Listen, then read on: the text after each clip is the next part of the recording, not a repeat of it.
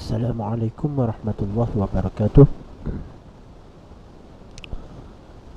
Setelah kita buat uh, sedikit uh, latihan kefahaman tentang tajuk al-masdar,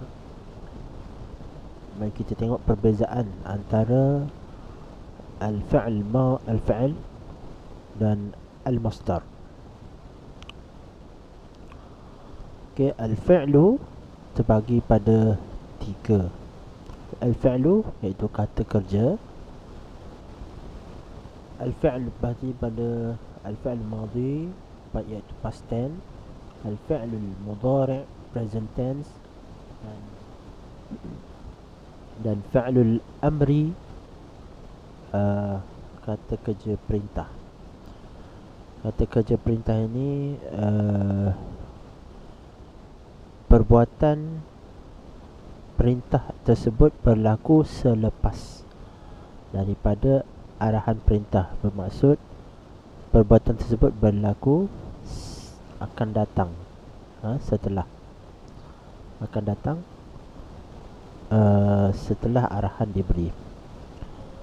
Baik, al-fi'l madhi huwa kullu fi'lin yadullu ala husuli 'amal fi zaman al-madhi. Perbuatan yang berlaku pada zaman lepas. Contoh kataba, daraba.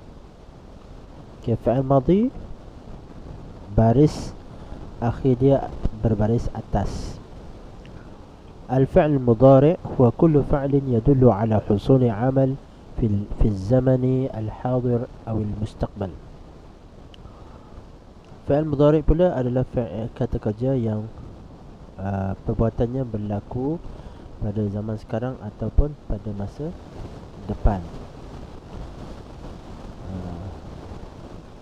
Kadang-kadang fi'il mudhari' juga boleh digunakan untuk masa hadapan, itu sebagai future tense. Mabdu' bi ahruf al-mudhari'ah, alif, nun, ya, ta. Cara nak kenal dia bermula dengan fi'il tersebut bermula dengan huruf mudhari', huruf yang menandakan dia itu adalah fi'il mudhari', iaitu alif. Alif masuk kepada kata ganti nama ana aktubu. Okey, alif tu dia letakkan sebelum fi'il kataba tadi. Okey, sekarang letak alif di ya ni. Jadi aktubu itu mewakili kata ganti nama, menunjukkan kata ganti nama ana. Dan fi'il mudhari' kita boleh kenal dia asalnya berbaris depan di akhir hujung. Kemudian nun, huruf nun ni menunjukkan kata ganti nama nahnu, kata ganti nama yang yang pertama untuk ramai, iaitu nahnu, kami. Dan ya pula kata ganti nama yang ketiga, yaktubu, dia, iaitu huwa, huma, hum juga menggunakan ya.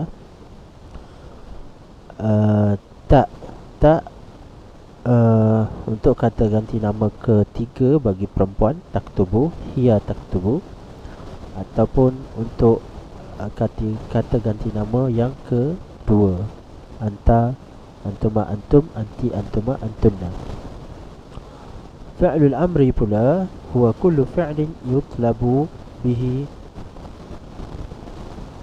husul syai' fi zaman al-mustaqbal. Semua kata kerja, semua fi'il dituntut berlaku perbuatan tersebut, terhasilnya perbuatan tersebut pada masa hadapan, masa setelah berlakunya arahan kepada perbuatan tersebut. Misalnya uktub bermaksud tulislah. Jadi bila arahan itu diberi oleh seseorang, tulislah, maka perbuatan itu akan berlaku di masa hadapan, iaitu berlaku kemudian. kemudian daripada arahan tersebut. Jadi fi'il ini adalah perbuatan dan dia terikat dengan masa dan mempunyai sesuatu peristiwa lah. Kemudian masdar pula. Masdar adalah asas kepada wujudnya semua perkataan bahasa Arab bermula dengan fa'il. Kemudian kemudian dia adalah isim, kata nama. Seterusnya menunjukkan kepada sesuatu peristiwa atau perbuatan berlaku. Mujarrad minaz zaman, tiada bergantung atau tidak terikat dengan masa. Masa lepas pun tak ada, masa sekarang pun tak ada, masa depan pun tak ada. Dia adalah peristiwa semata-mata, tiada masa bagi dia. Okey, kata dia adalah masdar. Perbezaan dengan fa'il adalah dia adalah kata nama, isim, tanpa ikatan masa dan menunjukkan peristiwa. Okey, jadi perbezaan masdar dengan fa'il,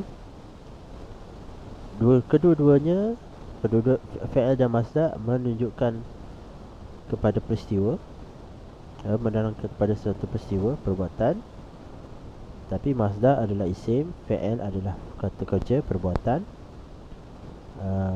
Kemudian masdar tidak terikat dengan masa, kemudian fa'il terikat dengan masa. Okey, baik, seterusnya kita akan merujuk kepada buku teks, buku rujukan kita.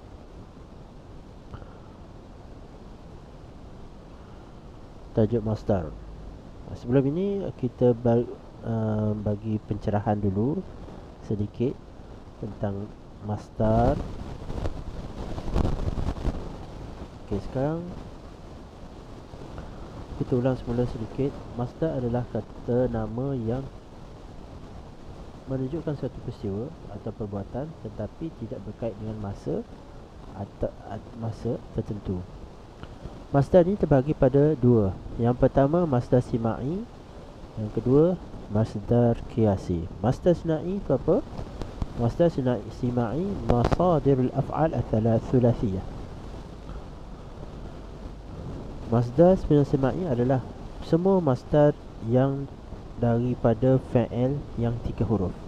Fa'il yang 3 huruf, semua masdar dia adalah masdar sima'i. Masdar sima'i apa dia? Masdar yang diperoleh dengan cara mendengar, iaitu kita dengar daripada orang Arab, percakapan Arab, apakah masdar yang kita dapat, kita tahu daripada orang Arab yang buat masdar tersebut, ataupun melalui tengok kamus, kamus atau buku-buku kita belajar dan kita tahu fa'il 3 huruf, masdar dia begini. Misalnya kataba, fi'il kataba, menulis, masdar dia kitabatun. Sebab mendengar ni tidak ada wazan, tidak ada neraca atau timbangan ataupun kaedah tertentu untuk kita letak, untuk kita mudah untuk meletakkan masdarnya. Ini perlu kepada kita selalu tengok, selalu rujuk kepada kamus untuk kita ingat. Baik, seterusnya qiyasi adalah masdar selain daripada masdar fi'il yang 3 huruf, iaitu masdar yang fi'il yang mempunyai huruf tambahan. Huruf tambahan daripada 3 huruf itu, 3 tambah 1 jadi 4 huruf, 3 tambah 2 jadi 5 huruf, 3 tambah 3 jadi 6 huruf. Okey, yang 4 huruf kita panggil fi'il ruba'i, 5 huruf kita panggil fi'il khumasi, dan 6 huruf kita panggil fi'il sulasi. Ta'ti masadiruha qiyasiyah. Masdarnya dapat datang dengan cara kiasan. Ada kaedah tertentu, jadi tidak susah bagi kita. Kita hanya mengingat wazan dia sahaja, formula dia sahaja, dan kita akan dapat membentuk masdarnya dengan mudah. Tapi kita perlu berlatih supaya kita dapat ingat. Baik. Okey. Sebelum ni saya dah bagi tahu bahawa masdar fa'il yang 3 huruf tu, walaupun kita tidak ada kaedah untuk menentukan, tidak ada kaedah untuk kita buat wazan dia supaya kita boleh gunakan kepada fi'il-fi'il yang lain, tetapi masdar untuk 3 huruf, perkataan fi'il 3 huruf ni kita boleh cam dia berdasarkan kelompok-kelompok tertentu, ya. Sebab ada kelompok-kelompok ini bentuknya sama sahaja. Cara untuk buat masdar bagi fi'il sulasi ini. Okey. Kelompok yang pertama kita tengok fi'alatun. Fi'alatun lil harfi, lil hirfi. Okey, wazan untuk fi'alatun biasanya digunakan untuk harf hiraf, iaitu pekerjaan yang menunjukkan satu pekerjaan. Contohnya sana'a. Sana'a mazda dia sina'atun. Fi'alatun sina'atun. Nampak tak? Dia punya wazan tu sama. Tajara tijaratun, sama. Qara'a qira'atun. Saqa siqayatun. Tala tilawatun. Kataba kitabatun. Zira'ah zara'a zira'atun. Fi'alatun. Okay, ini menunjukkan sesuatu pekerjaan yang dilakukan. Untuk kelompok yang kedua, menggunakan wazan fa'alanun, dalla 'ala al-ittirab. Okey, wazan fa'alan ni bagi kita boleh kenal pasti dia kepada fa'il yang memberi maksud kepada gegaran atau tidak tetap, sesuatu yang tidak tetap, ittirab, sesuatu yang bergegar. Seperti ghala, fi'il ghala, ghalayani, ghalayani, iaitu menggelegak. Dara dawarani, mengelilingi, sesuatu yang sentiasa bergerak, dia tidak tetap. Tafa tawafani, fa'alani tawafani, berpusing. Okay, kelompok ketiga fu'lah, dalla ala laun, menunjukkan warna. Khadira khudrah, hijau. Safira sufrah, hamira humrah. Fa'il di sini, masdar di sini. Kelompok empat fu'alun, dalla ala da'in aw sautin. Wazan fu'al biasanya diguna untuk menunjukkan penyakit ataupun suara. Sa'ala su'al, batuk. Zakama fi'il, zukam sema. Baka bukaun, menangis. Nabaha nubahun, menyala. Okey, kelompok kelima fi'alun dalla 'ala imtina', biasanya digunakan untuk menunjukkan halangan, sesuatu yang menghalang. Okey, aba, iba, enggan, enggan, itu satu halangan. Okey, nafara nifar, lari. Ataba itab, menyindir. Okey, biasa wazan dia sama saja. Okey, jadi kelompok ini adalah secara aglabiah kebiasaannya digunakan, ya. Kita boleh jadi dengan cara kita mengenal pasti maksud satu fi'il bahasa Arab tu, kita boleh cuba menentukan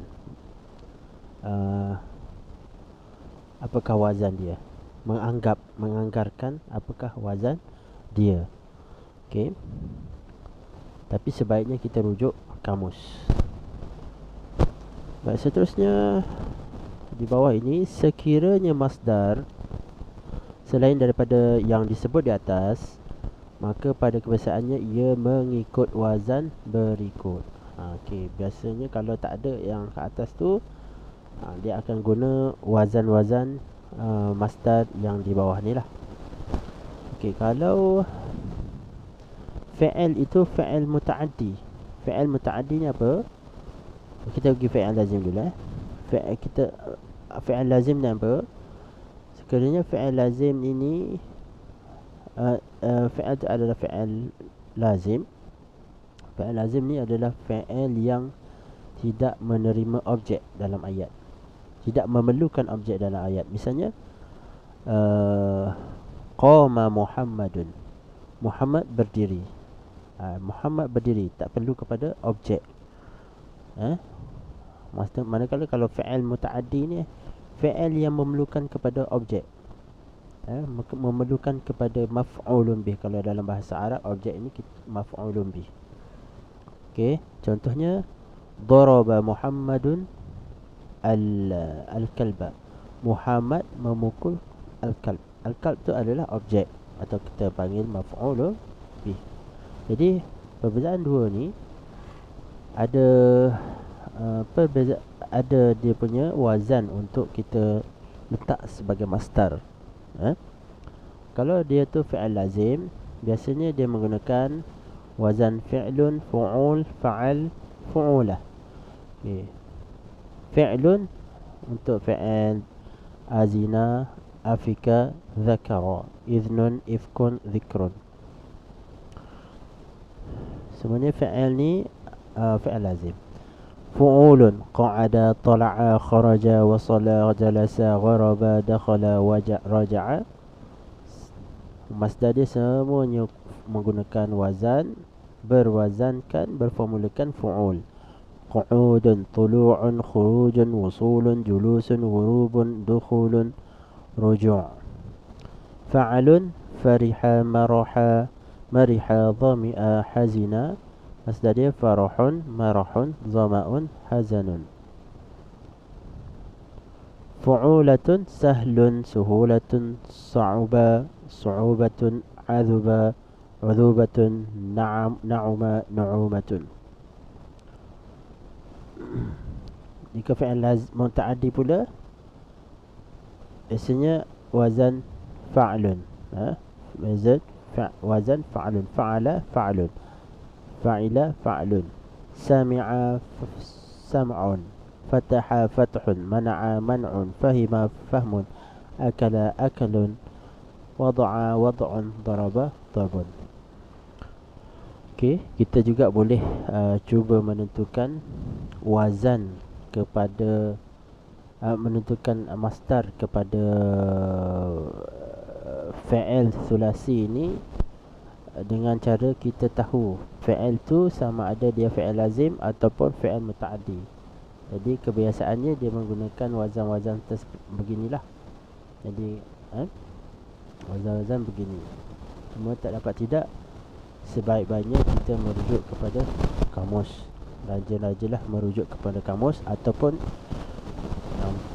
lagi baik kalau ada senarai masdar, dan kita sentiasa melihat, merujuknya supaya benda tu sudah biasa kepada kita dan kita ingat dan kita boleh menggunakannya. Baik. Okey, kepada seterusnya kita pergi kepada fi'il yang mempunyai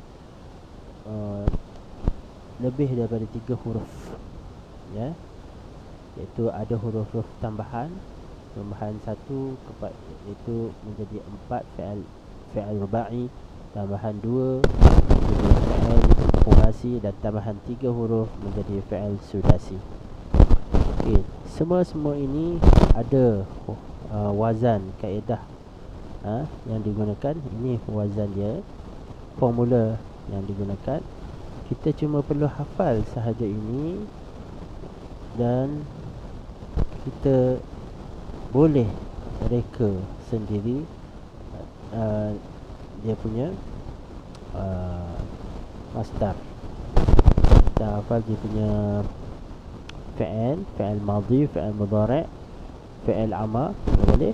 Kemudian terus kepada masdar.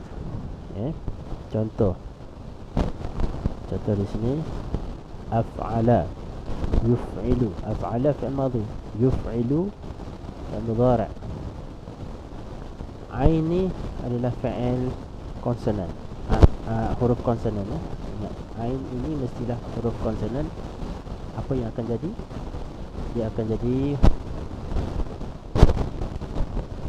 masdar dia i'lanan, menggunakan wazan af'al. Af'ala yuf'ilu, if'al. Jadi cara nak buat dia, tukar saja yang ni, a'lana jadi i'lan. Nampak tak?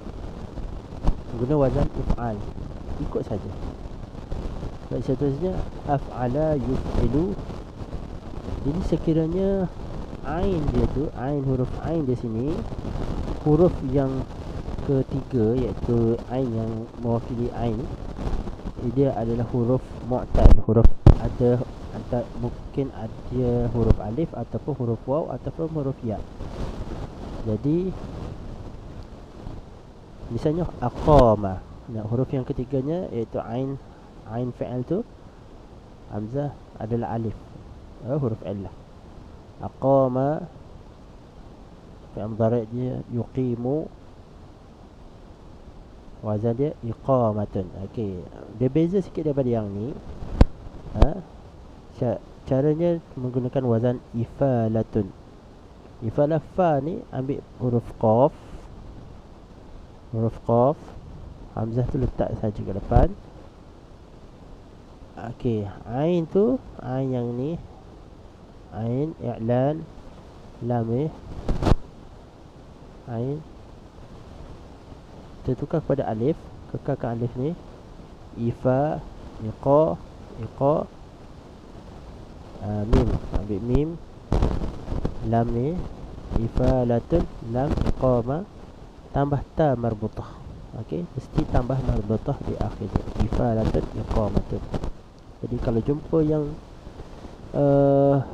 huruf illah pada ain tu, huruf ketiga dia, maka dia akan jadi ifalatun. Contoh yang lain misalnya aqama, adara wazan idarah. Okey, fa'ala yufa'ilu, hadara yuhadiru.